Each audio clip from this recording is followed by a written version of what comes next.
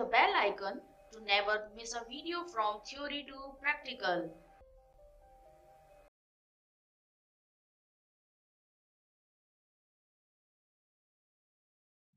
Hello everyone, मैं संगीत शर्मा स्वागत करता हूं आप सभी का थ्योरी टू प्रैक्टिकल के आज के इस वीडियो ट्यूटोरियल में। दोस्तों, आज हम स्टार्ट करने जा रहे हैं हमारा अगला topic engineering mechanics. Engineering mechanics अगर इस सब्जेक्ट की बात की जाए तो आरआरबी जेई की अगर सिलेबस की बात करूं तो उन्होंने अपने सिलेबस में अलग से इस टॉपिक को मेंशन किया है, इंजीनियरिंग मैकेनिक्स को, जिसके अंदर सब टॉपिक हैं। कौन कौन से टॉपिक है इसमें? फोर्सेस के बारे में, फ्रिक्शन के बारे में, centroid and centre of gravity, ये सब टॉपिक्स हैं जो कि अपन बाद में डिस्कस करेंगे। दूसरी तरफ अगर मैं एसएससी जेई के सिलेबस की बात करूं तो उन्होंने अलग से इस टॉपिक को नहीं दिया है, जबकि इसकी एप्लीकेशन अपन को काम आएगी। कहने का मतलब एनीवे किसी भी तरीके से आपको ये सब्जेक्ट की नॉलेज आपको फाउंडेशन का काम करेगी। किसके लिए? स्ट्रेंथ ऑफ मटेरियल के लिए और फ्लूइड मैकेनिक्स के लिए। ये आगे जो भी सब्जेक्ट आप पढ़ने वाले हैं आरसीसी स्टील, वहां पे जो मैकेनिक्स सिंपल यूज होगी वो फाउंडेशन का काम करेगी और वो आपको इस सब्जेक्ट से सीखने को मिलेगी। तो बहुत इंपॉर्टेंट सब्जेक्ट है। तो इसको अपन एकदम स्टार्टिंग इसकी एकदम बेसिक से शुरुआत करेंगे। जो लोगों को वैसे तो डेफिनेटली 12th क्लास में ही मैकेनिक्स को ऐड कर दिया जाता है, जो सिंपल नॉलेज मैकेनिक्स की आपको वहीं से ही मिल जाती है, बट फिर भी कुछ लोगों को दिक्कत होती है मैकेनिक्स में। हम स्टार्ट करेंगे एकदम जीरो लेवल से, ठीक है? तो वो टेंशन लेने की आपको जरूरत नहीं है। तो सबसे पहले अपन डिस्कस कर लेते हैं अपन पढ़ने क्या वाले हैं इंजीनियरिंग मैकेनिक्स में। इंजीनियरिंग मैकेनिक्स में बहुत इंपॉर्टेंट सब्जेक्ट है। पढ़ेंगे क्या इसमें? सबसे पहले अपन देखेंगे फंडामेंटल्स ऑफ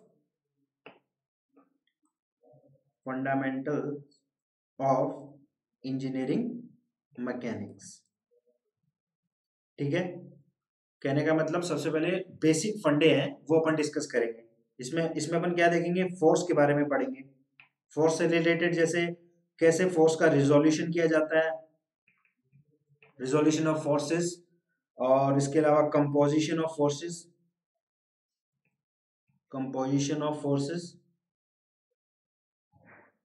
और अलग अलग आपको फोर्स दे रखे हो तो रिजल्टेंट अपन कैसे फाइंड आउट करेंगे, रिजल्टेंट ऑफ फोर्सेस। तो ये फोर्स से रिलेटेड अपन डिफरेंट चीजें देखेंगे। उसके अलावा जो बेसिक फंडे हैं जो इंजीनियरिंग मैकेनिक्स के, वो अपने इस पहले टॉपिक में या फिर आप कह सकते हैं पहले मॉड्यूल में अपन कवर करेंगे। दूसरे मॉड्यूल में अपन क्या कवर करेंगे? Equilibrium equations. Equilibrium equations equilibrium equations की कहां अपन को जरूरत पड़ती है, कैसे अपन इनको अप्लाई करते हैं, इसके प्रैक्टिकल एप्लीकेशंस क्या है, वो सब अपन अपने दूसरे मॉड्यूल में डिस्कस करेंगे डिटेल में। इसके बाद अपन अगला जो सब टॉपिक अपना वो है फ्रिक्शन। इसके बाद हम क्या डिस्कस करेंगे? Friction, very important topic. Friction से डेफिनेटली अगर मैं आरआरबी जेई एसएससी जेई की बात करूं तो अगर मैकेनिक्स से क्वेश्चन आता है तो 80% चांसेस हैं कि वो फ्रिक्शन बेस्ड क्वेश्चन होगा। या तो एक छोटा न्यूमेरिकल आपसे पूछ लिया जाएगा या फिर इसका एक कॉन्सेप्ट पूछ लिया जाएगा, ठीक है? तो friction again very important topic अपने दोनों एग्जाम के पॉइंट ऑफ व्यू से। तो तीसरा मॉड्यूल अपना, तीसरा लेक्चर किसका होगा? अपना फ्रिक्शन का होगा।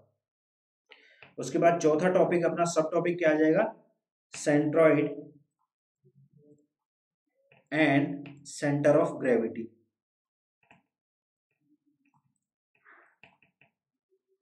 अब जो भी आप कहां पे एप्लीकेशन आती है इसकी देखिए। अगर फ्लूइड मैकेनिक्स आप पढ़ेंगे तो स्टैटिक, हाइड्रोस्टैटिक की अगर मैं बात करूं तो उसमें भी आपको हर एक बॉडी, जिस बॉडी पे फ्लूइड प्रेशर लग रहा है उस पर आपको निकालना पड़ता है उसका सेंट्रोइड कहाँ है, उसका सेंटर ऑफ ग्रेविटी कैसे निकालते हैं। अगर कोई अलग तरह की बॉडी, नई बॉडी आपको दे दिया जाए, कोई अलग शेप दे दिया जाए और आपसे पूछ लिया जाए इसका सेंट्रोइड कहाँ पे है, तो उसको कैसे कैलकुलेट करते हैं, वो सारा कॉन्सेप्ट आपका इस टॉपिक से आएगा। और अगेन स्ट्रेंथ ऑफ मटेरियल की बात करूं तो हर एक कोई भी टॉपिक पढ़ लीजिए आप। Shear force, bending moment diagram, torsion का टॉपिक देख लीजिए, प्रेशर वेसल देख लीजिए, सब में आपको सेंट्रोइड और सेंटर ऑफ ग्रेविटी की जरूरत पड़ती ही पड़ती है। तो ये again very important topic of engineering mechanics. तो चौथा मॉड्यूल अपना या चौथा लेक्चर किसका होगा? Centre of gravity. उसके बाद अपन बात करेंगे सिंपल मशीन्स के बारे में। एक बार आपने कॉन्सेप्ट देख लिए, इन कॉन्सेप्ट को अपन यूज कैसे करेंगे वो अपना आ जाएगा सिंपल मशीन्स में, जिसमें केबल कनेक्टेड पुलीज होंगी, इन पे डिफरेंट फोर्सेस लग रहा होगा। इस तरह के छोटे न्यूमेरिकल्स इस टॉपिक से अपने पूछ लिए जाते हैं, तो वो अपना लास्ट मॉड्यूल होगा, दैट इज सिंपल मशीन्स। आज जो हम डिस्कस करने वाले हैं वो अपना पहला टॉपिक, पहला मॉड्यूल जो कि है fundamentals of engineering mechanics.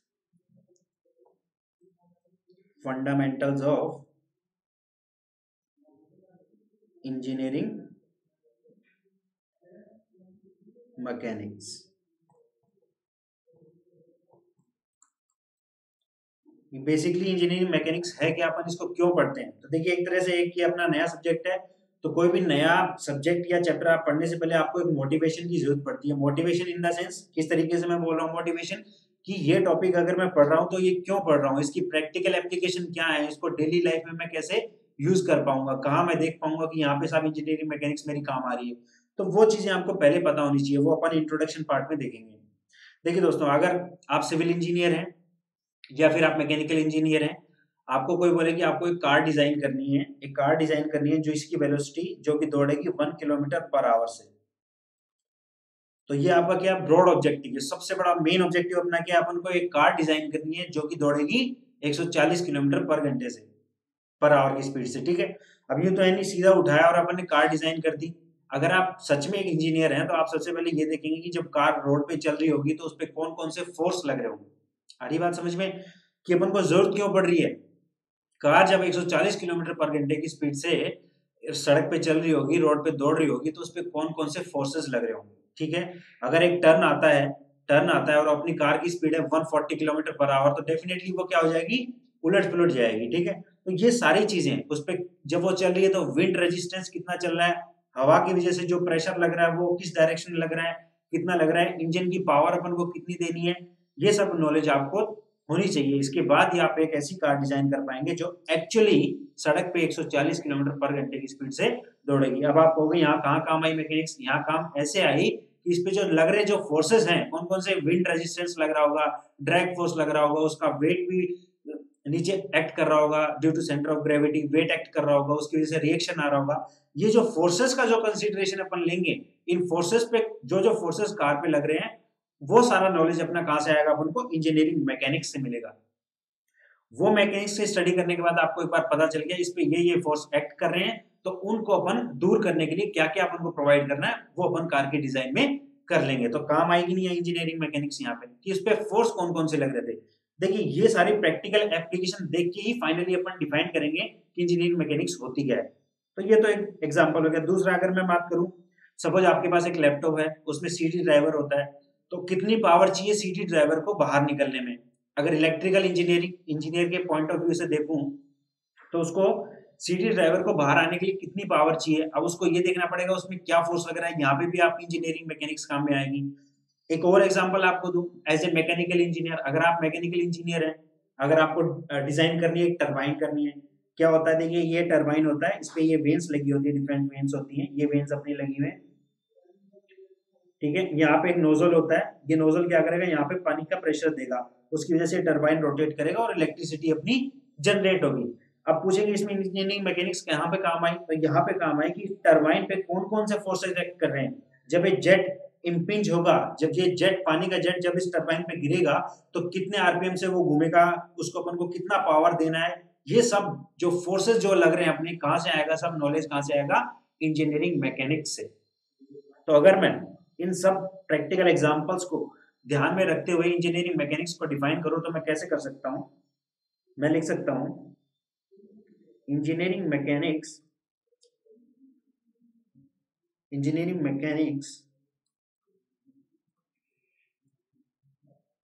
is a branch of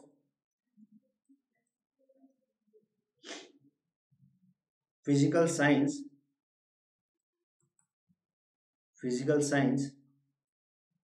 which deals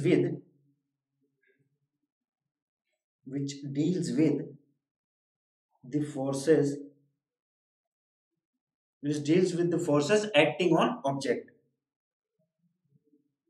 on different objects, ऐसे लिख लीजिए। इंजीनियरिंग मैकेनिक्स की डिटेल में आप घुस के आपको सब नॉलेज है, बट किसी ने आपसे पूछ लिया कि जनरली अगर आप ब्रॉड स्पेक्ट्रम में, अगर आप ब्रॉड विजन में अगर डिफाइन करना चाहे इंजीनियरिंग मैकेनिक्स को तो कैसे कर सकते हो? Engineering mechanics is a branch of physical science which deals with the forces acting on different objects. तो मैंने आपको बताया था कार की, जब अपन बात कर रहे थे कार डिजाइन की, तो कौन कौन से फोर्सेस इस पे लग रहे हैं वो अपन को स्टडी करना है, कैसे आएगा वो इंजीनियरिंग मैकेनिक्स से आएगा। मैंने टरबाइन की बात की, टरबाइन को रोटेट करवाना है अपन को, कुछ पावर देनी पड़ेगी, तो एक्चुअली कितने फोर्स लग रहे हैं, जेट की वजह से कितना प्रेशर लग रहा है टरबाइन पे, वो भी क्या है, एक फोर्स है। वाटर जेट जो टरबाइन पे लग रहा है वो कितना फोर्स टरबाइन पे लगा रहा है, ये सब स्टडी आप कहाँ से करेंगे, इंजीनियरिंग मैकेनिक्स। ये नॉलेज कहाँ से आएगी, इंजीनियरिंग मैकेनिक्स। तो ये तो हो गया आपका एक छोटा सा इंट्रोडक्टरी पार्ट कि मेरे को ये सिलेबस या फिर मेरे को ये सब्जेक्ट क्यों पढ़ना है, वो मोटिवेशन आपको यहाँ से मिल गया। अब क्या पढ़ना है वो अपन आगे स्टार्ट करेंगे। अपना जो पहला चैप्टर है वो है फंडामेंटल्स ऑफ इंजीनियरिंग मैकेनिक्स। देखिए इंजीनियरिंग मैकेनिक्स को अगर मैं डिवाइड करूँ, मैं डिवाइड नहीं बोलूंगा, देखिए इंजीनियरिंग मैकेनिक्स दो तरीके से पढ़ी जा सकती है, या फिर आप कह सकते हैं इसके दो पोर्शन है। एक तो आएगा मेरा पहला पोर्शन स्टैटिक्स, एक तो आएगा मेरा स्टैटिक्स और एक आएगा डायनेमिक, एक आएगा मेरा डायनेमिक। इंजीनियरिंग मैकेनिक्स को मैं दो तरीके से पढ़ सकता हूँ, स्टैटिक्स और डायनेमिक। स्टैटिक्स में क्या होगा, देखिए नाम से पता चल रहा है स्टैटिक, जनरल इंग्लिश का वर्ड है स्टैटिक। स्टैटिक का मतलब क्या हुआ, एक जगह ठहरा हुआ। डायनेमिक मतलब उसका मूवमेंट हो रहा है, ऊपर नीचे आगे पीछे जो भी मूवमेंट है डायनेमिक अपन बोलते हैं। आपने टीवी पे देखा होगा शेयर मार्केट का, अगर गलती से कभी चैनल चल गया होगा आपके पास तो आपने देखा होगा, तो वो बोलता है कि आज मार्केट बड़ा डायनेमिक है। आपने देखा होगा न्यूज चैनल में कि आज मार्केट बड़ा वोलेटाइल है, डायनेमिक है। उसका मतलब क्या है, उसमें अप्स एंड डाउन चल रहे हैं। जो आप एनएसई देखते हो, नेशनल स्टॉक एक्सचेंज वगैरह के, कुछ गलती से कभी चल जाता है टीवी ऐसे चैनल, तो वहां पे देखने को मिलता है अपन को कि आज मार्केट ऊपर नीचे हो रहा है, मतलब बहुत डायनेमिक है। तो डायनेमिक जब भी अपन डिस्कस करेंगे, इसका मतलब क्या होगा, कोई भी ऑब्जेक्ट अपन देख रहे हैं वो मोशन में है, वो मूवमेंट उसका हो रहा है, वहां पे एक्सिलरेशन है, वहां पे क्या है, एक्सिलरेशन। ये टेक्निकल वर्ड हो गया, वहां पे एक्सिलरेशन है। जबकि स्टैटिक्स में अगर मैं बात कर रहा हूं तो मेरा कहने का मतलब है जिस ऑब्जेक्ट को अपन कंसीडर कर रहे हैं, जो ऑब्जेक्ट पे अपन को स्टडी करना है, वो ऑब्जेक्ट अपना स्टिल है, वो मतलब एक जगह है, उसमें कोई एक्सिलरेशन नहीं है। अगर वो घूम भी रहा है, अगर वो मूवमेंट भी हो रहा है, तो वो एक कांस्टेंट यूनिफॉर्म वेलोसिटी से मूव कर रहा है।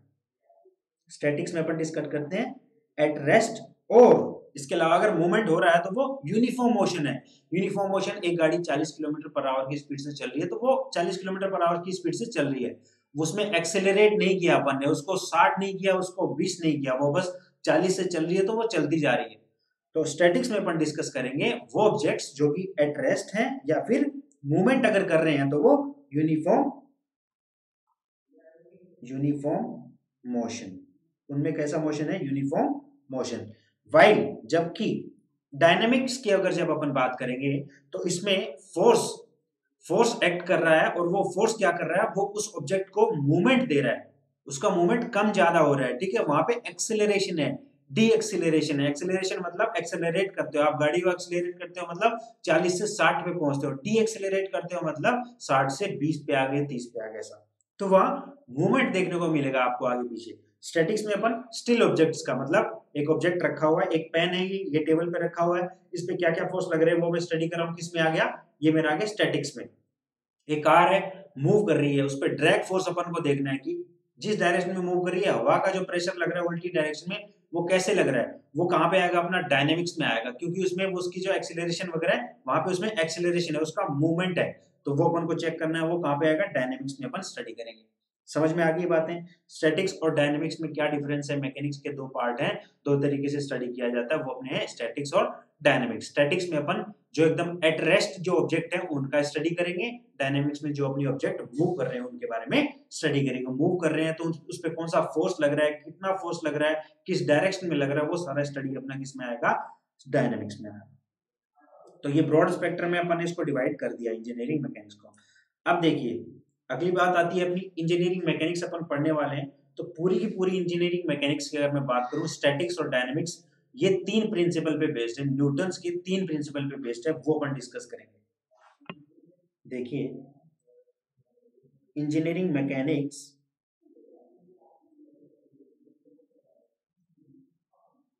इज बेस्ड ऑन, और अपन कह सकते हैं कि न्यूटन्स लॉ ऑफ मोशन इस इंजीनियरिंग मैकेनिक्स के फाउंडेशन, एज ए फाउंडेशन काम करते हैं, वो आपका बेस काम करते हैं। बेस्ड ऑन न्यूटन्स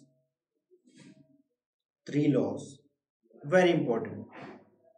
3 लॉज पे आपको डेफिनेशन बेस्ड क्वेश्चन भी पूछे जा सकते हैं और इनकी एप्लीकेशन पे छोटे छोटे न्यूमेरिकल्स भी आपसे डिस्कस किए जा सकते हैं।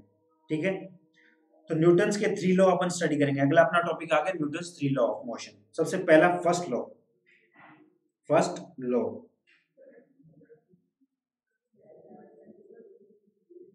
फर्स्ट लॉ क्या कहता है, देखिए सबसे पहले मैं आपको समझा देता हूँ। डेफिनेशन, जो टेक्निकल डेफिनेशन है वो अपन सबसे बाद की चीज है, पहले चीज समझ में आनी जरूरी है। देखिए न्यूटन्स फर्स्ट लॉ क्या कहता है कि अगर ये पेन अगर अपने टेबल पे पड़ा है तो ये तब तक पड़ा रहेगा जब तक आप इस पे कोई फोर्स नहीं लगाओगे। इसमें मूवमेंट तब तक नहीं आएगा जब तक आप इसमें एक्सटर्नल कोई फोर्स नहीं लगाओगे। ठीक है, अगर कोई कार मूव कर रही है या फिर आप मान के चलिए ये पेन को ले लीजिए, इस पेन को मैं ऐसे मूव करवा रहा हूँ, ये तब तक ऐसे मूव करता रहेगा जब तक इसको ऑपोजिट डायरेक्शन में कोई फोर्स ना लगे इसको रोकने के लिए। इसको बोलते हैं दोस्तों inertia of motion and inertia of rest. इसका मतलब न्यूटन फर्स्ट लॉ को अपन ये लॉ ऑफ इनर्शिया भी बोल सकते हैं, जिसके साथ मैं क्या कह रहा हूं, इसको अपन बोल सकते हैं लॉ ऑफ इनर्शिया। तो इसमें अगर थोड़ा डिफाइन करना चाहूं तो लिख लीजिए, every object in A state of motion, in A state of, पहले लिखवा देता हूं और डिटेल में समझा दूंगा। इन ए स्टेट ऑफ मोशन और rest will remain in the same state unless there is an external force applied on that object,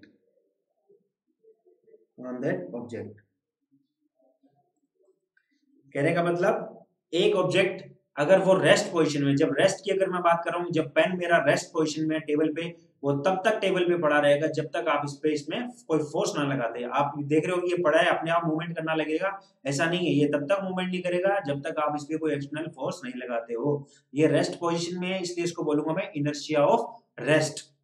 इसको बोलूंगा इनर्शिया ऑफ रेस्ट। कोई कार मूव कर रही है, वो तब तक उस स्पीड से मूव करती रहेगी तब तक आप उस पे एक्सटर्नल फोर्स, उस केस में अपना एक्सटर्नल फोर्स कौन सा है, ब्रेक अप्लाई करना। एक्सटर्नल फोर्स कौन सा है मेरा, ब्रेक अप्लाई करना। ब्रेक लगाते हैं, वो रिम को जैम करता है, तो अपनी जाके कार रुकती है, तो वो मेरा क्या कहलाएगा, इनर्शिया ऑफ मोशन। मतलब अब देखिए मैं बस में बैठा हूं, बस एकदम स्टिल पोजीशन में, बस अपने बस स्टैंड पे खड़ी है, रवाना होने वाली है दिल्ली से जयपुर के लिए। बस में मैं बैठा हूँ, सडनली क्या होता है, बस एक्सीलरेट स्टार्ट होती है और मैं पीछे की तरफ जाता हूँ। मैं पीछे की तरफ क्यों जाऊंगा, जैसे ही बस एक्सीलरेट हो रही है, आपने देखा होगा अपन पीछे की तरफ मूव करते हैं, क्यों, क्योंकि इनर्शिया ऑफ रेस्ट की वजह से। मैं अगर बस में बैठा हूं तो मैं तब तक बैठा रहूंगा जब तक मेरे पे कोई एक्सटर्नल फोर्स नहीं लगा जाए।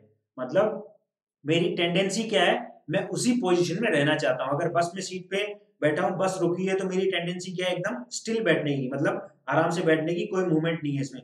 बट इसमें कोई फोर्स लग रहा है, एक्सेलरेशन हुआ, तब मैं पीछे की तरफ चला, तो ये मेरा क्या कहलाएगा, inertia of rest. Similarly car का मैंने आपको एग्जांपल बताया, कार अगर मूवमेंट कर रही है, वो तब तक करती रहेगी जब तक आप उस पर फोर्स नहीं लगाते, और फोर्स अपना कार की फॉर्म में क्या है, ब्रेक। जब तक आप अप्लाई नहीं करते हैं वो रुकेगी नहीं, तो इसलिए इसको बोलते हैं लॉ ऑफ इनर्शिया। और ये क्या कहलाता है, अपना न्यूटन्स फर्स्ट लॉ। अब बात करते हैं दोस्तों second law, Newton's second law. Newton second law क्या कहता है, the change in motion is proportional to the force applied on it. The change in motion, पहले लिख लीजिए फिर समझेंगे इसको। The change in motion is proportional to the force applied on it। कहने का मतलब चेंज इन मोशन मतलब एक्सेलरेशन। चेंज इन मोशन मतलब अगर कोई 20 की स्पीड से है, उसको अपन ने 40 कर दिया, तो चेंज इन मोशन हो गया ना, इसको बोलते हैं अपन एक्सेलरेशन, जिसको मैं डिनोट करूंगा ए से।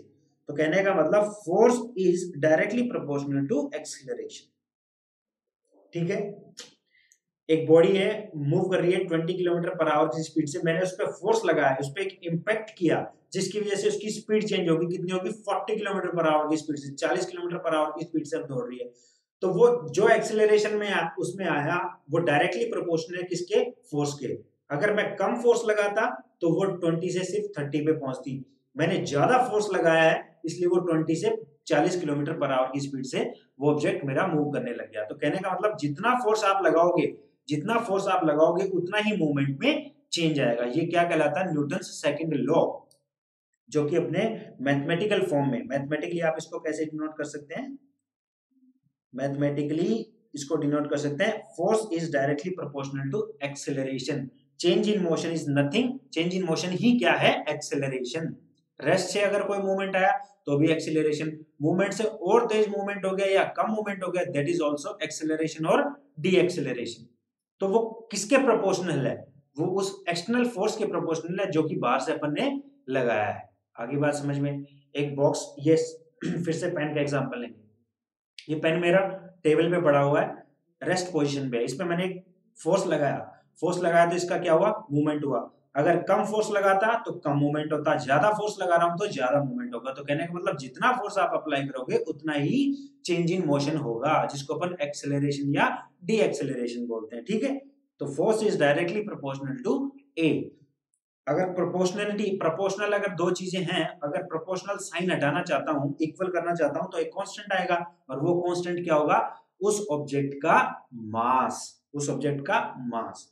तो फोर्स इज, प्रोपोर्शनल साइन हटाओ, क्या आ जाएगा, मास इनटू एक्सीलरेशन। ये क्या है मेरा, न्यूटन्स सेकंड लॉ, जो कहता है कि मैथमेटिकली फोर्स जो अगर आपने अप्लाई किया है वो किसके इक्वल है, उस बॉडी का मास, और जितना चेंज इन मूवमेंट उसमें हुआ, चेंज इन मोशन मतलब जितना एक्सेलरेशन उसमें आया, तो force is equals to mass गुणा एक्सेलरेशन। ये क्या है मेरा, Newton's second law, very important. ठीक है, अब बात करते हैं अपने तीसरे वाले की, Newton's third law, Newton's third law, third law again very important, third law. ठीक है, थर्ड लॉ क्या कहता है, for every action there is an equal and opposite reaction. पहले लिख लो, पहले लिख लो आप इसको, फॉर एवरी एक्शन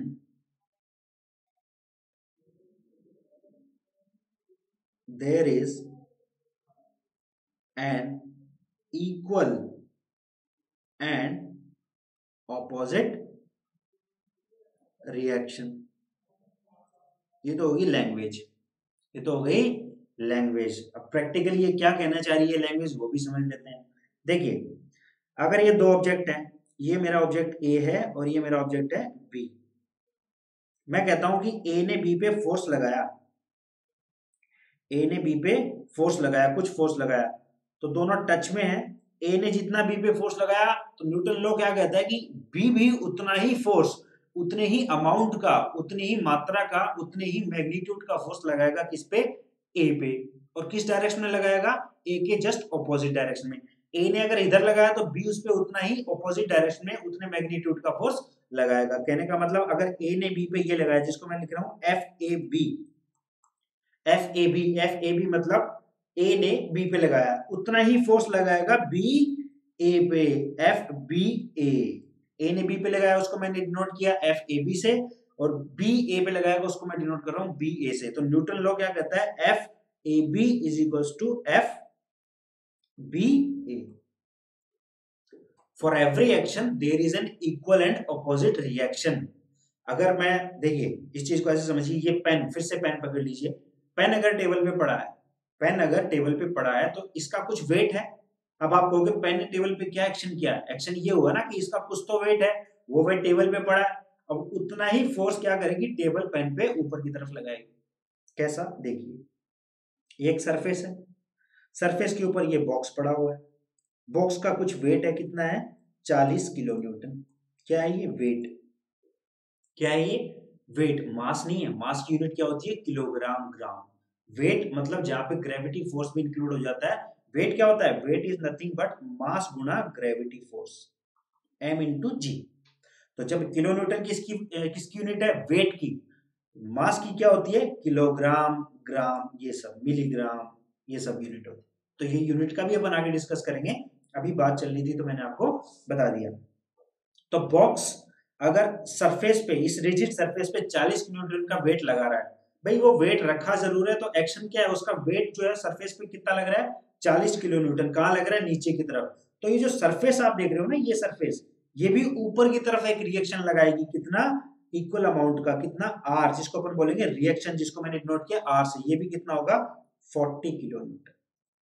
कहां से आता है ये सब, ये आता है न्यूटन्स थर्ड लॉ से। न्यूटन ने अपने थर्ड लॉ में क्या कहा कि for every action there is equal and opposite reaction. आगे बात समझ में। तो ये अपना है न्यूटन्स थर्ड लॉ, और ये बहुत इसकी वाइड एप्लीकेशन है। मतलब ज्यादातर जो फिजिक्स आपने पढ़ा होगा 11th 12th में, जो आगे अपन देखने वाले इंजीनियरिंग मैकेनिक्स, जो स्ट्रेंथ ऑफ मटेरियल अपन बात करने वाले, वो ज्यादातर अपना बेस्ड है थर्ड लॉ पे। मतलब न्यूटन्स थर्ड लॉ अपना बहुत ज्यादा एप्लीकेशन उसकी आपको आगे देखने को मिलेगी। तो मेरे हिसाब से अब तक आपको तीनों लॉ क्लियर हो चुके होंगे। फर्स्ट लॉ क्या कहता है, एक थोड़ा सा रिव्यू अपन कराता हूं, मैं आपको रिमाइंड कराता हूँ। फर्स्ट लॉ क्या कहता है कि अगर कोई बॉडी मोशन में है या फिर वो रेस्ट में है, तो वो अपनी उसी पोजीशन में बनी रहेगी, कब तक, जब तक उस पर कोई बाहर से कोई एक्शन ना, बाहर से कोई फोर्स ना लगे। A body will remain in its own state until and unless there is an external force acting on the body. आगे बात में, ये क्या था, न्यूटन्स फर्स्ट लॉ, जिसको अपन लॉ ऑफ इनर्शिया भी बोलते हैं। लॉ ऑफ इनर्शिया में अपन ने दो तरह का इनर्शिया देखी है, एक तो इनर्शिया ऑफ रेस्ट था और एक इनर्शिया ऑफ मोशन था। मतलब रेस्ट पोजीशन में रहने का जड़त्व और मूवमेंट में रहने का जड़त्व है, वो कब अपन चेंज कर सकते हैं, जब अब उसमें भारी कोई फोर्स लगाए। ये तो हो गया फर्स्ट लॉ।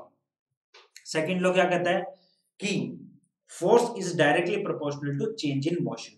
मतलब आपने कोई बाहर से फोर्स लगाया, उतने ही अमाउंट का उसमें चेंज आएगा, तो डायरेक्टली प्रोपोर्शनल है, जितना फोर्स लगाओगे उतना चेंज इन मोशन होगा। वहां से अपना जो इंपॉर्टेंट इक्वेशन निकल के आई, जो कि इंपॉर्टेंट इक्वेशन है किसके, फिजिक्स में भी आपने बहुत काम में लिया, आगे भी अपन बहुत काम में लेंगे। Force is equals to mass into acceleration, F is equals to mass into acceleration. ये जो इक्वेशन आप देखते हैं कहां से आती है, न्यूटन्स सेकंड लॉ से आती है। ठीक है, कई इसको बोलते हैं ऐसा, force is equals to rate of change of momentum. Momentum अपन आगे पढ़ेंगे, मोमेंटम अपन आगे पढ़ेंगे, जो क्या होता है, p is equals to mass into velocity. कई इसको ऐसे डिफाइन करते हैं, force applied is directly is equals to change in momentum. कितना मोमेंटम चेंज हुआ वो किसके बराबर है, फोर्स अप्लाइड। बाहर से जितना फोर्स लगाया, कितना मोमेंट चेंज हुआ, वो अपना बराबर होता है उस फोर्स के। इससे अपन इस इक्वेशन तक पहुंच सकते हैं, कैसे, देखिए, हालांकि ये रेलेवेंट नहीं है, फिर भी मैं आपको अभी यहाँ पे बता दूंगा। d डिवाइडेड बाई dt, ये क्या है, डिफरेंशिएशन है। p क्या होता है, मैंने अभी आपको बताया, मास इनटू वेलोसिटी। देखिए मास कोई भी बॉडी का कांस्टेंट होता है, तो वो टाइम के हिसाब से चेंज नहीं होता। तो मास को बाहर निकाल लो, मास को बाहर निकाल लो, बच गया क्या, dv बाई dt। और सबको बताया कि change in velocity with respect to time, velocity, change in velocity upon change in time क्या होता है, एक्सेलरेशन। तो मास इनटू एक्सेलरेशन। तो कई बार आपको दोनों फॉर्मेट में ये इक्वेशन देखने को मिल सकती है, Newton second law, F is equals to ma, जो कि अपनी सिग्नेचर इक्वेशन है। ये आती कहां से है, ये आती यहां से है, force is equals to change in momentum. Momentum क्या होता है, मास इनटू वेलोसिटी। क्लियर है, मेरे हिसाब से इसमें आपको कोई दिक्कत नहीं आनी चाहिए। और दोस्तों एक चीज आपको बताता हूँ, थ्योरी अपन पढ़ते हैं, बिल्कुल सही बात है, आपको समझ में भी आ जाती है, पर जब तक आप उसकी एप्लीकेशंस न्यूमेरिकल में नहीं करोगे ना, तब तक आपके कॉन्सेप्ट क्लियर नहीं होंगे। ये बात आप लिख के ले लो। थ्योरी अपन ने पढ़ ली, अब इसकी जो एप्लीकेशन है वो सीखोगे कैसे आप, जब तक आप उससे रिलेटेड न्यूमेरिकल सॉल्व नहीं करोगे। तो जैसे जैसे आप वीडियो में थ्योरी पढ़ते जा रहे हैं, रिलेटेड टॉपिक्स के न्यूमेरिकल भी कराते जाइए, करते जाइए प्रैक्टिस। हालांकि मैं आपके लिए लेक्चर के साथ साथ में लेके चलूंगा कुछ कुछ न्यूमेरिकल आपके कॉन्सेप्ट क्लियर करने के लिए, बट आप मोर एंड मोर प्रैक्टिस आपको ही करनी पड़ेगी। तो सेकंड लॉ हो गया।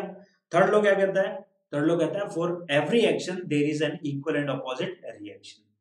उसके प्रैक्टिकल एग्जांपल मैंने आपको दे दिए। अगर कोई बॉडी सरफेस पे रखी है जिसका वेट कुछ है, उतना ही फोर्स सरफेस बॉडी पे लगाएगी ऊपर की डायरेक्शन में। आगे बात समझ। तो ये न्यूटन के तीन लॉ थे। अब अपन बात करेंगे दोस्तों कुछ फंडामेंटल डेफिनेशंस की, जो अपन आगे मैकेनिक्स में यूज करने वाले हैं। चलिए दोस्तों, अब बढ़ते हैं अपने अगले कॉन्सेप्ट पे। अगला कॉन्सेप्ट अपना कौन सा है, concept of continuum. Concept of continuum, continuum, ठीक है। वैसे इतना रेलेवेंट आपको जरूरत नहीं है, बट फिर भी ये कई जगह ये कॉन्टिन्यूम वर्ड आपको देखने को मिलेगा, इसलिए आपको पता होना चाहिए एक्चुअली है क्या ये चीज। देखिए कोई भी पार्टिकल या फिर कोई भी ऑब्जेक्ट है, वो जैसे ये पेन ही ले लीजिए फिर से, इस ऑब्जेक्ट की अगर मैं बात करूं पेन की, तो ये डिफरेंट पार्टिकल से मिलके बना है। कोई भी एक ऑब्जेक्ट है, ऑब्जेक्ट आपका मिलके बना है किससे? पार्टिकल से, डिफरेंट पार्टिकल से, ठीक है। और पार्टिकल्स, हर एक पार्टिकल में भी उसके सब पार्टिकल्स हैं, सब पोर्शंस हैं। कौन कौन से हो गए? जैसे इलेक्ट्रॉन हो गया, प्रोटॉन हो गया, न्यूट्रॉन वगैरह, ये सब। तो मतलब ऑब्जेक्ट के जो डिफरेंट पार्टिकल्स हैं, उन पार्टिकल्स के भी क्या है? डिफरेंट सब पार्टिकल्स, जो कि अपने इलेक्ट्रॉन, प्रोटॉन, एटम्स, जो डिफरेंट एटम से मिलकर बना है, ठीक है। फिर वो फर्दर एक एटम डिवाइडेड होता है इलेक्ट्रॉन्स में, प्रोटॉन्स में, तो इस तरह से सब पार्टिकल्स होते रहते हैं। तो लॉ ऑफ क्वांटिनम या फिर कॉन्सेप्ट ऑफ क्वांटिनम क्या कहता है? बजाय एक ऑब्जेक्ट के बजाय डिफरेंट पार्टिकल्स को कंसीडर करने की बजाय हम इस ऑब्जेक्ट को एक सिंगल यूनिट मानते हैं, इस ऑब्जेक्ट को एक सिंगल यूनिट मानते हैं। लैंग्वेज से समझ नहीं आया तो डायग्राम से देखिए। देखिए एक्चुअल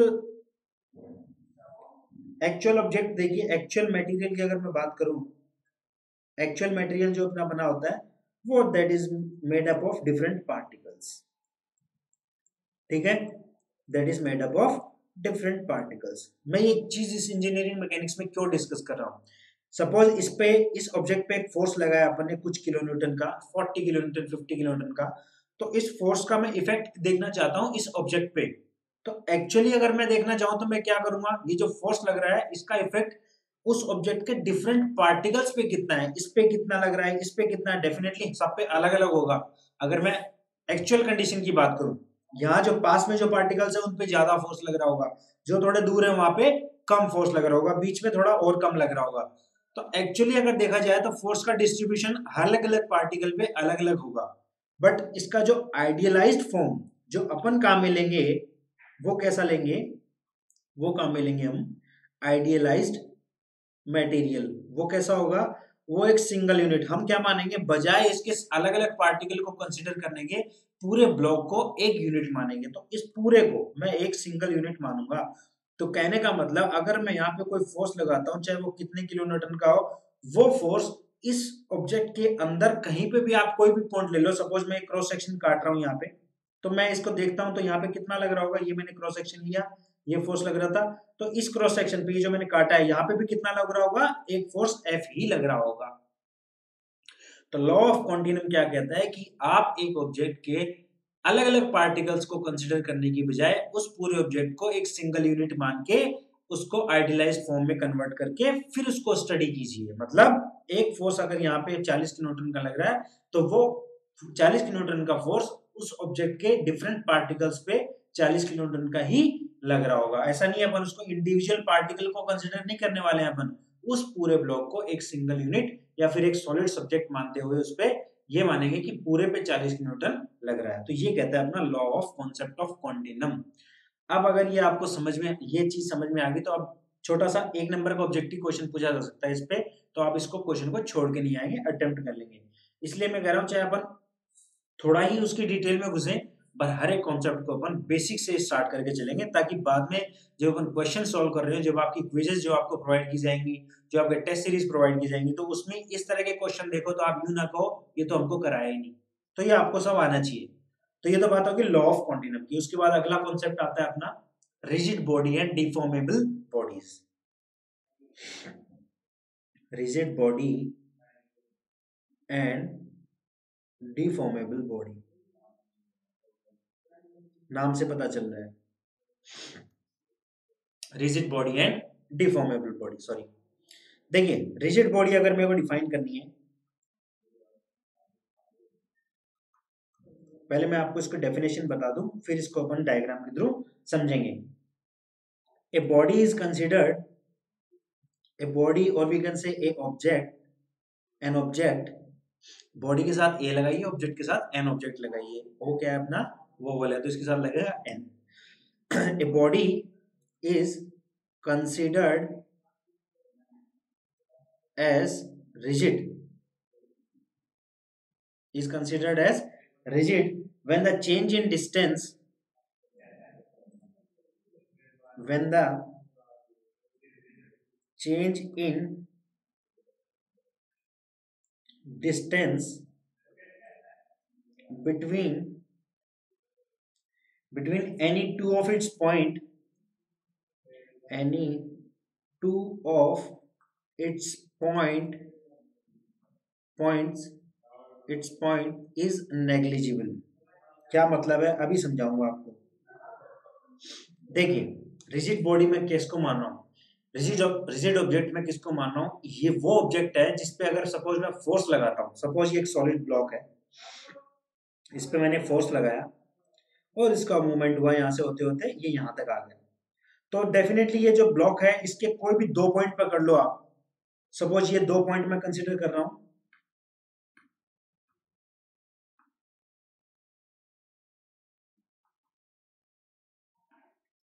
सपोज ये दो पॉइंट मैंने ले लिए, इसके पॉइंट ये मेरा हो गया ए और ये पॉइंट को मैं डिनोट किया है पॉइंट बी से, ये दो पॉइंट है मेरे पास, इस पे मैंने कोई फोर्स लगाया, जब इस फोर्स से डिस्प्लेसमेंट हो गए, बॉडी यहाँ पे पहुंची, ये ऑब्जेक्ट अपना यहाँ पहुंचा, तो मैं देख रहा हूँ कि जितना डिस्टेंस इन दोनों पॉइंट के बीच में था, सपोज पहले कितना था 5 सेंटीमीटर का इन दोनों के बीच में डिस्टेंस था, वो after deformation, after application of force apply करने के बाद भी उन दोनों सेम पॉइंट के बीच में वो डिस्टेंस अगर मेरी 5 सेंटीमीटर है, तब मैं कहूंगा कि साहब ये जो बॉडी है मेरी वो क्या है, रिजिड बॉडी है। ये रिजिड नाम से पता चल रहा है, रिजिड जो कि अपने पे अड़ा हुआ है, मतलब उसकी distance between two point change नहीं हो रही है even after application of force. आगे बात समझ में, तो ए बॉडी और object is considered as rigid when the change in distance between any two of its point is negligible, या तो नेग्लिजिबल मतलब बहुत ही कम चेंज हो रहा है या फिर हो ही नहीं रहा है, ठीक है। तो कोई भी दो पॉइंट पकड़ लिए, जैसे सॉलिड बॉडी है, सॉलिड बॉक्स का मैंने आपको एग्जांपल दिया, उसको फोर्स लगा के मैं उसको डिस्प्लेस करता हूं, एक जगह से दूसरी जगह पहुंचाता हूं, तो भी मैं देखता हूं कि इनके वो दो पॉइंट जिनके बीच में पहले डिस्टेंस 5 सेंटीमीटर थी, अब भी वो डिस्टेंस 5 सेंटीमीटर है, तो इसलिए मैं क्या बोलूंगा, इस बॉडी को क्या बोलूंगा, ये एक रिजिड बॉडी है। तो मतलब इस बॉडी के कहीं पे भी दो पॉइंट आप ले लीजिए, उन दोनों पॉइंट के बीच में डिस्टेंस चेंज नहीं होनी चाहिए, वो क्या कहलाएगी, रिजिड बॉडी। इसके just opposite deformable body. If the change in distance between two points of an object, if the change in distance between two points of an object can't be neglected,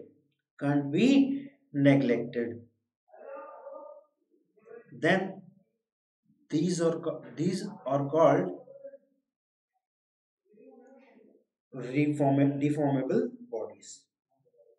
deformable objects. कहने का मतलब इसके just opposite, suppose example, आपको सारी चीजें समझ में आएगी, एग्जांपल ले लो, पहले वो एक सॉलिड ब्लॉक था, अब क्या है, एक रबर का पीस है, उसको मैंने डिफॉर्म किया, मैंने सपोज एक रबर को स्ट्रेच किया, तो after application of force rubber के दो पॉइंट जो आपने कंसीडर करे थे, डेफिनेटली उनके बीच में अब डिस्टेंस बढ़ गई है, ये एक रबर का तार है, सपोज इसको मैंने दो पॉइंट पकड़े हुए हैं, सबसे पहले न्यूट्रल कंडीशन में जब मैंने इसको ऐसे रखा हुआ है, तो इसके दो पॉइंट में डिस्टेंस कितनी है, सपोज 2 सेंटीमीटर की है, मैंने इस रबर को स्ट्रेच किया, तो क्या उन दोनों पॉइंट के बीच में 2 सेंटीमीटर होगी, नहीं, उनके बीच में डिस्टेंस अब इंक्रीज या डिक्रीज होगी, सपोज इन दिस केस वो इंक्रीज होगी, तो इसका मतलब डिस्टेंस चेंज हो रही है ना, तो इसलिए ये क्या कहलाएगी, डिफॉर्मेबल बॉडीज। तो इंजीनियरिंग मैकेनिक्स में रिजिड बॉडी और डिफॉर्मेबल बॉडी डिफाइन करने का अपना ये तरीका है कि अगर दो पॉइंट, किसी ऑब्जेक्ट पे दो पॉइंट के बीच में डिस्टेंस चेंज हो रही है, तो इसका मतलब वो अपनी क्या कहलाएगी, डिफॉर्मेबल बॉडी कहलाएगी। अगर नहीं हो रही है, वो रिजिड है या फिर बहुत ही कम हो रही है, जिसको अपन नेग्लेक्ट कर सकते हैं, तो वो क्या कहलाएगी, रिजिड बॉडी। तो अगला कॉन्सेप्ट अपना क्या था, rigid body and deformable body. अब अपन बात करेंगे दोस्तों एक इंपॉर्टेंट टर्म जो कि आगे तक अपन को काम आएगी इंजीनियरिंग मैकेनिक्स में, scalar quantities and vector quantities. चलिए दोस्तों, अब हम बात करेंगे स्केलर क्वांटिटीज और वेक्टर क्वांटिटीज के बारे में। सबसे पहले डिस्कस करेंगे स्केलर क्वांटिटीज। स्केलर क्वांटिटीज कौन सी होती हैं वो देखेंगे। देखिए, कई क्वांटिटीज ऐसी होती हैं जिनको रिप्रेजेंट करने के लिए सिर्फ और सिर्फ मैग्नीट्यूड की रिक्वायरमेंट होती है, जैसे कि मास हो गया, टेम्परेचर हो गया। सपोज ये पेन ही ले लो आप, ये एक ऑब्जेक्ट है, इसका मास कितना है 5 किलोग्राम। तो जब मैं इसकी इंफॉर्मेशन दूंगा इसके मास की, तो मैं बस और सिर्फ इसका मैग्नीट्यूड बताऊंगा कि साहब इसका मास 5 किलोग्राम है। मैं ये नहीं बताऊंगा ये 5 किलोग्राम कौन सी डायरेक्शन में एक्ट कर रहा है। सिमिलरली अगर मैं बात करता हूं टेम्परेचर की, सपोज आज जयपुर में 20 डिग्री सेल्सियस टेम्परेचर है, तो मैं ये नहीं बताऊंगा किस डायरेक्शन में 20 डिग्री सेल्सियस टेम्परेचर है, सिर्फ और सिर्फ उसका मैग्नीट्यूड बताऊंगा। तो मास हो गया, टेम्परेचर हो गया, और ऐसी क्वांटिटीज हैं जिनको रिप्रेजेंट करने के लिए सिर्फ और सिर्फ उनके मैग्नीट्यूड की रिक्वायरमेंट होती है, वो क्या कहलाती है, स्केलर क्वांटिटीज। इसके जस्ट ऑपोजिट वेक्टर क्वांटिटीज। देखिए, सपोज आप एग्जांपल लेते हैं अपन फोर्स का या फिर वेलोसिटी का। फोर्स, अब मैं बात करता हूं कि इस पेन पे या किसी ऑब्जेक्ट पे एक फोर्स लग रहा है 50 किलो न्यूटन का। तो ये जो इंफॉर्मेशन है उस फोर्स के बारे में इनसफिशियंट है, ये पर्याप्त नहीं है। इसमें आपको और क्या बताना पड़ेगा कि वो उस ऑब्जेक्ट पे 50 किलो न्यूटन का फोर्स किस एंगल पे, उसकी डायरेक्शन पे आपको बतानी पड़ेगी। उसकी डायरेक्शन बतानी पड़ेगी। डायरेक्शन कैसे बताएंगे, उसकी एंगल की, फोर्स की एंगल के थ्रू। ठीक है। सिमिलरली अगर मैं वेलोसिटी की बात करूं, एक पार्टिकल मूव कर रहा है 40 किलोमीटर पर आवर की स्पीड से या 40 मीटर पर सेकंड की स्पीड से, तो ये इंफॉर्मेशन अगेन सफिशिएंट नहीं है, पर्याप्त नहीं है ये इंफॉर्मेशन उसके बारे में। आपको ये भी बताना पड़ेगा कि वो पार्टिकल किस डायरेक्शन में मूव कर रहा है, किस दिशा में मूव कर रहा है। तो इस तरह की क्वांटिटीज जिनको रिप्रेजेंट करने के लिए अपन को उनके मैग्नीट्यूड के साथ साथ उनकी डायरेक्शन बतानी भी कंपलसरी या जरूरी होती है, वो कहलाती है वेक्टर क्वांटिटीज। और जिनमें सिर्फ मैग्नीट्यूड से काम चल जाता है वो कहलाती है स्केलर क्वांटिटीज। तो ये तो हो गया कॉन्सेप्ट। अब इसकी लैंग्वेज अपन लिख लेते हैं। Scalar quantities, these are those quantities which require only magnitude to represent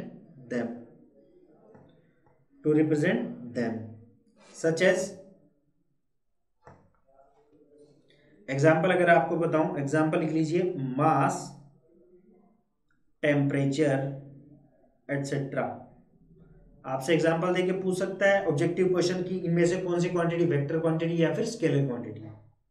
आगे बात समझ में, scalar quantity. Similarly vector quantity को डिफाइन कर लीजिए। Vector quantities, these are those quantities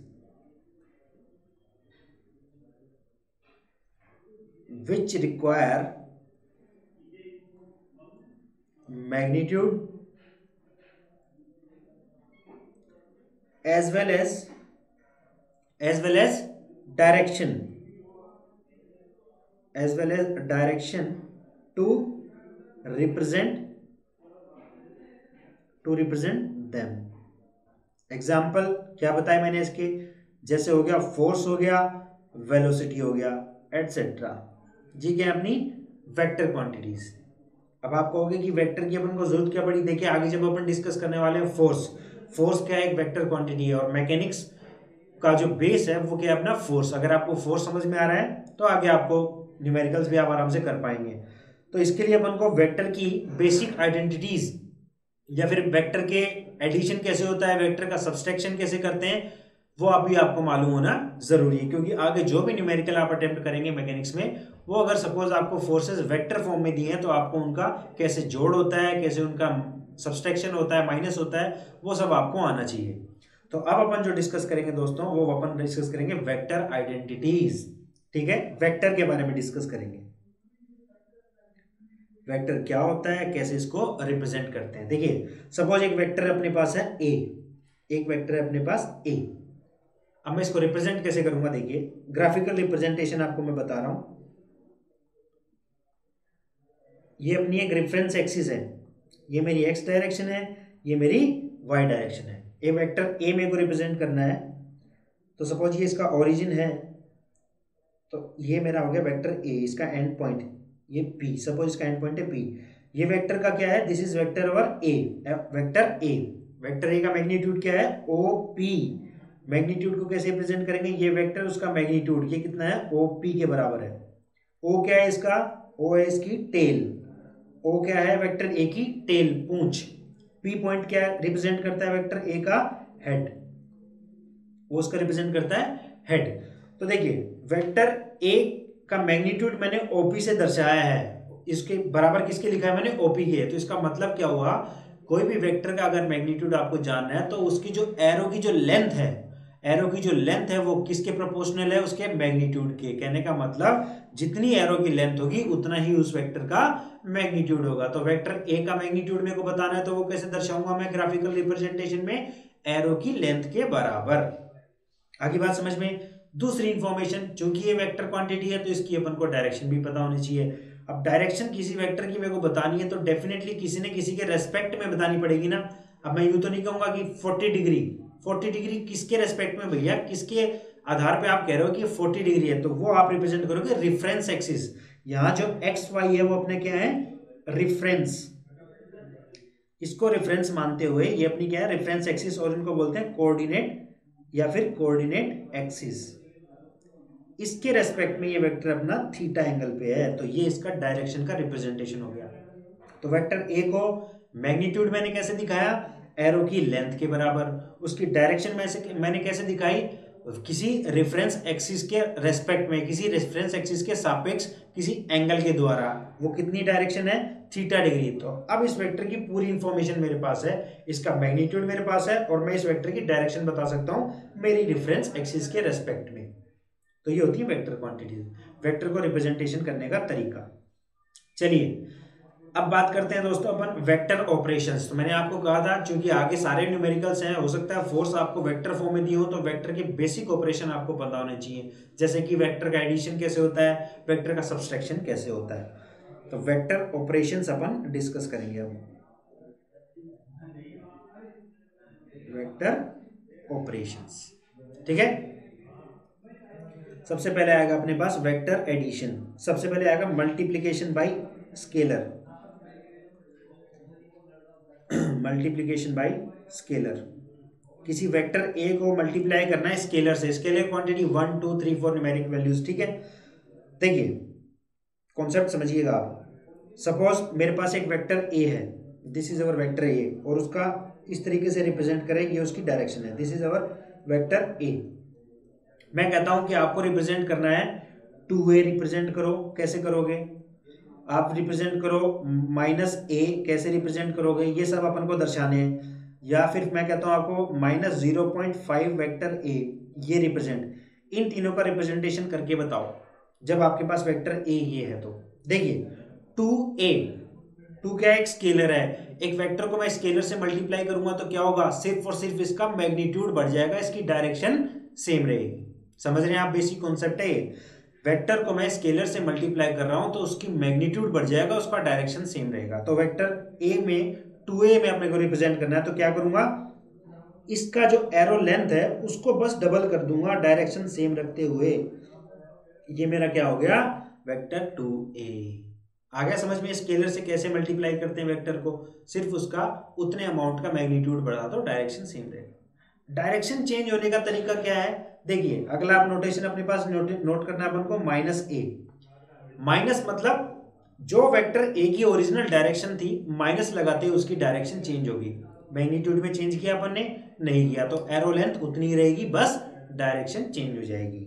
तो माइनस ए का रिप्रेजेंटेशन का तरीका, एरो लेंथ उतनी, बस डायरेक्शन चेंज होगी, minus A, this is minus ए।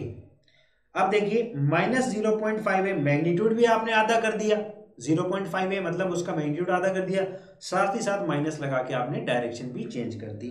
तो इस एरो लेंथ के हाफ, आधा, तो ये तो हो गया 0.5a, और डायरेक्शन चेंज कर दी तो ये हो गया माइनस 0.5a।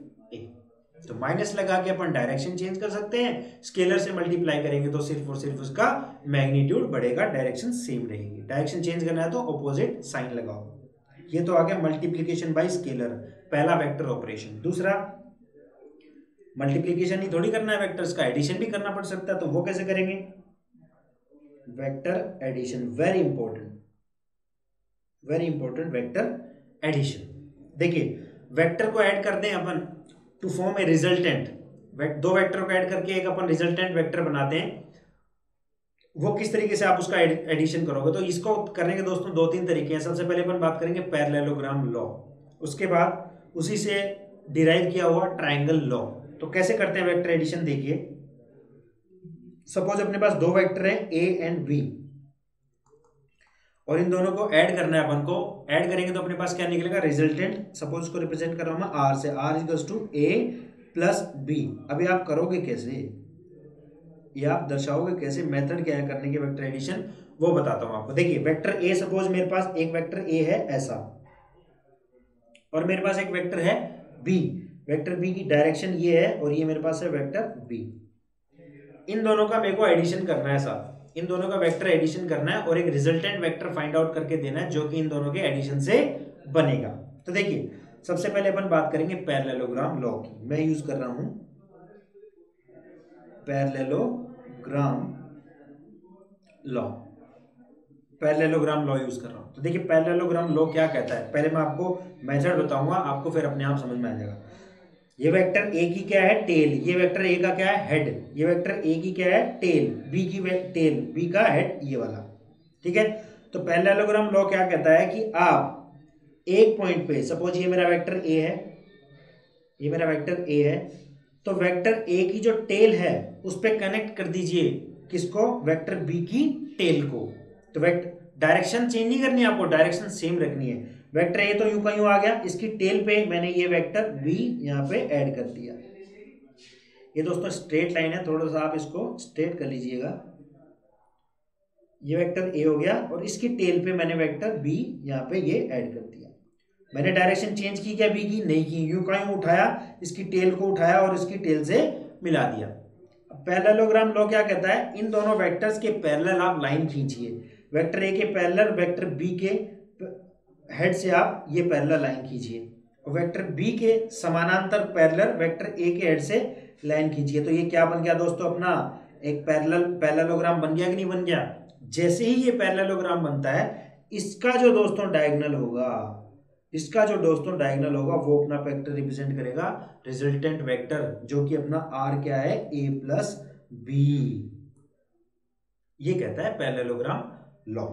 तो क्या कीजिए, दोनों वेक्टर्स के पैरेलल आप लाइन खींचिए। अपन को एक पॉलीगॉन बनाना है, दोनों वेक्टर के पैरेलल्स, दोनों के हेड से लाइन खींचिए। तब तक खींचिए तब तक ये दोनों आपस में इंटरसेक्ट नहीं करते हैं। यहां से मैंने लाइन खींची पैरेलल ऐसे ऐसे, और यहां से खींची मैंने ऐसे ऐसे, तो इनका जो इंटरसेक्शन पॉइंट है वो अपना एक पॉइंट हो जाएगा। उसको मिला दीजिए इसके हेड से, इसको मिला दीजिए इसके हेड से, ये मेरा बन गया पैरेललोग्राम। इस पैरेललोग्राम का जो डायगोनल है वो रिप्रेजेंट करेगा रिजल्टेंट वेक्टर, जो कि क्या कहलाता है, summation of vector A and B, दोनों वेक्टर का जोड़, वो क्या कहलाएगा, रिजल्टेंट। कौन रिप्रेजेंट कर रहा है, इस पैरेललोग्राम का डायगोनल। तो यहां से नाम दे दी, सपोज ये ओरिजिन था ओ ए बी सी। ओ ए क्या रिप्रेजेंट कर रहा है, वेक्टर ए का मैग्नीट्यूड। ओ बी क्या, ओ सी क्या रिप्रेजेंट कर रहा है, वेक्टर बी का मैग्नीट्यूड। ठीक है, आर क्या रिप्रेजेंट कर रहा है, ये जो रिजल्टेंट है ओबी, ओबी क्या रिप्रेजेंट कर रहा है, resultant vector, that is vector A plus vector B. तो ये पैरेललोग्राम लॉ का मेथड है जो कि अपन वेक्टर एडिशन में काम में लेते हैं। ठीक है, अब देखिए, अब दूसरा एक मेथड आता है ट्रायंगल लॉ। दूसरा एक मेथड आता है ट्रायंगल लॉ। ट्रायंगल लॉ कुछ ही नहीं है, बस एक स्पेशल केस है किसका, पैरेललोग्राम लॉ का। कैसे बताता हूं ट्रायंगल लॉ। क्या कहा था मैंने, दो वेक्टर है मेरे पास, एक तो वेक्टर ऐसा है ए और एक वेक्टर है मेरे पास ऐसा बी। दोनों का एडिशन करना है। पैरेललोग्राम मेथड में देख चुका हूं, मैं बात कर रहा हूं ट्रायंगल लॉ की। ठीक है, ट्रायंगल लॉ में क्या करूंगा मैं, भाई पैरेललोग्राम में पैरेललोग्राम कंस्ट्रक्ट किया था, ट्रायंगल में हम ट्रायंगल कंस्ट्रक्ट करने की कोशिश करेंगे।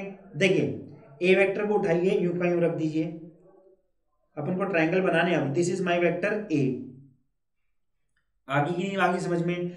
अब देखिए वेक्टर बी का जो टेल है, वेक्टर बी का क्या है, ये टेल, इसको उठाओ और वेक्टर बी के ए के हेड पे रख दो।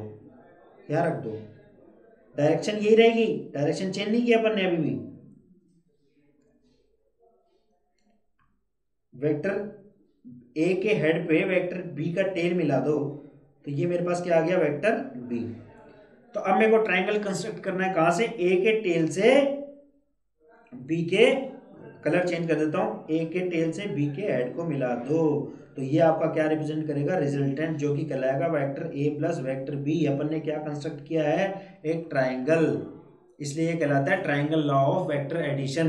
तो दोनों वेक्टर्स को अपन ने कंटिन्यूएशन में रख दिया, ऐसा देख सकते हो आप, ए के जो हेड पे बी की टेल रख दी और ए की जो टेल से बी का हेड मिला दिया, तो ये मेरा क्या कहलाएगा, triangle law of vector addition.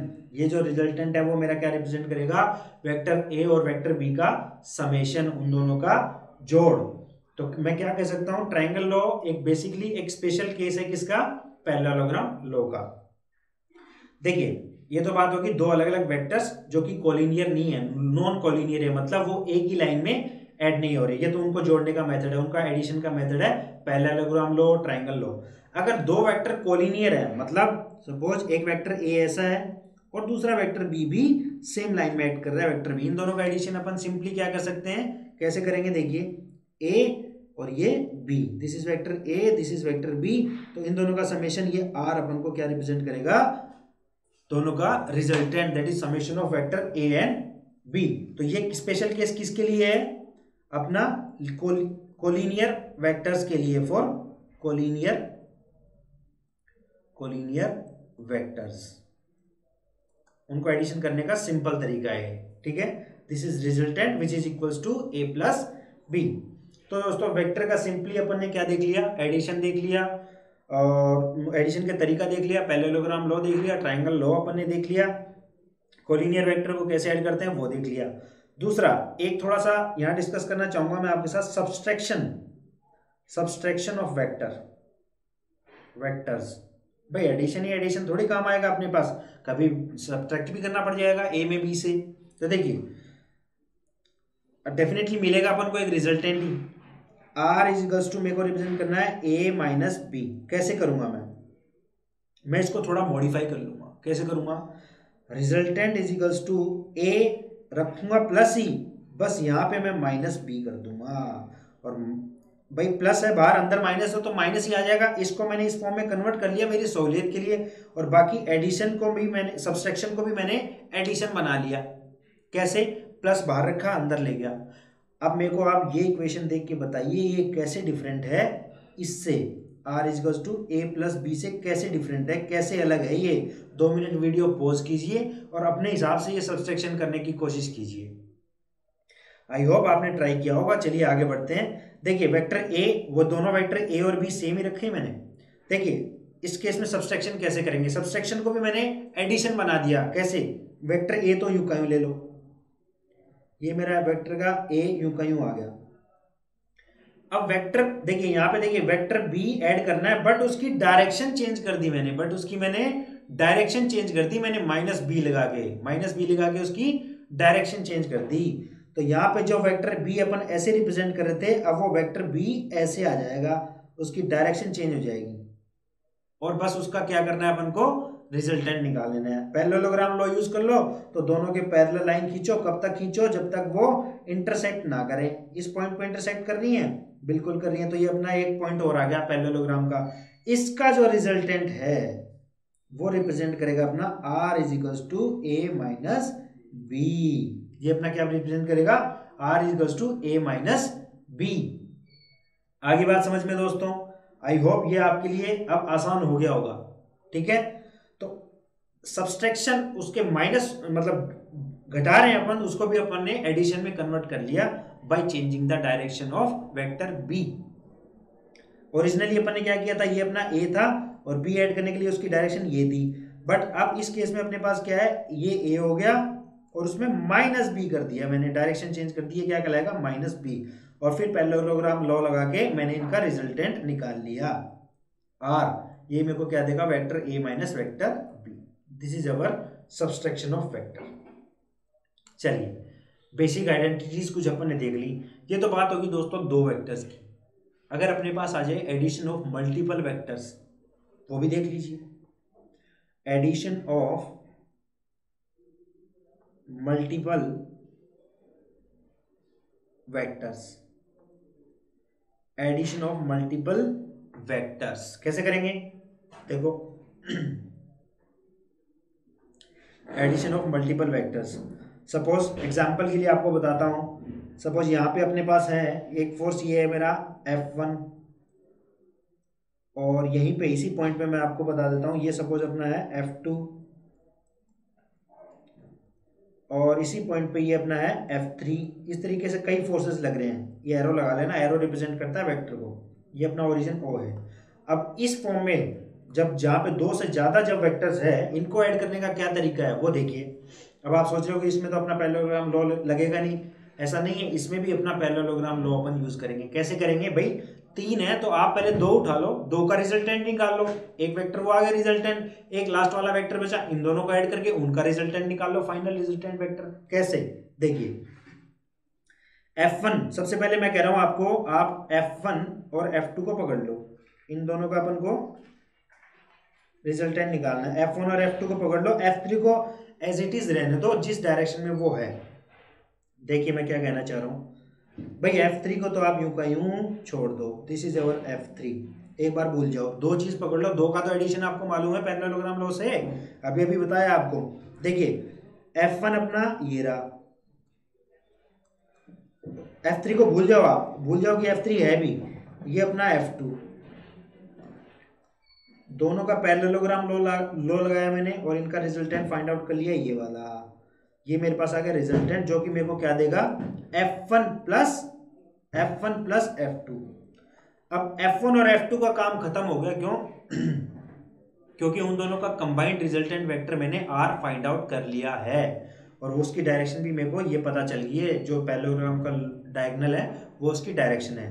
तो F1 और F2 को हटा दो, बच गया क्या, रिजल्टेंट वेक्टर, F1 और F2 का रिजल्टेंट वेक्टर और F3। अब इन दोनों को ले लो, हो गए ना, दो दो के पेयर हो गए भाई। F1 और F2 को यूज करके, सॉरी F1 और F2 को यूज करके उनका रिजल्टेंट फाइंड आउट कर लिया। अब F1 F2 खत्म, सिर्फ और सिर्फ एक रिजल्टेंट रह गया। अब उस रिजल्टेंट को इस F3 से ऐड कर दो। चलो दूसरा स्टेप क्या आएगा, ये अपने पास वो रिजल्टेंट वेक्टर आ गया जो अपने को मिला है F1 प्लस F2 से, मैं इसको F1 प्लस F2 से रिप्रेजेंट कर रहा हूं। दूसरा अपने पास क्या है, F3, ये रहा F3। अब देखिए पैरेललोग्राम लॉ लगा दो, इसके पैरेलल यहां तक खींचो,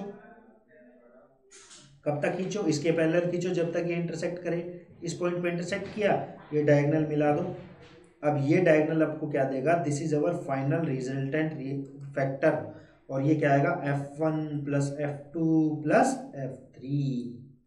हो गया कि नहीं हो गया, मल्टीपल वेक्टर्स का एडिशन हो गया कि नहीं हो गया। आप देखिए इसमें क्या दिक्कत आई, कुछ दिक्कत नहीं आई, मल्टीपल वेक्टर्स हैं तो क्या हुआ, दो दो के पेयर बना लिए, F1 F2 का रिजल्टेंट फाइंड आउट कर लिया।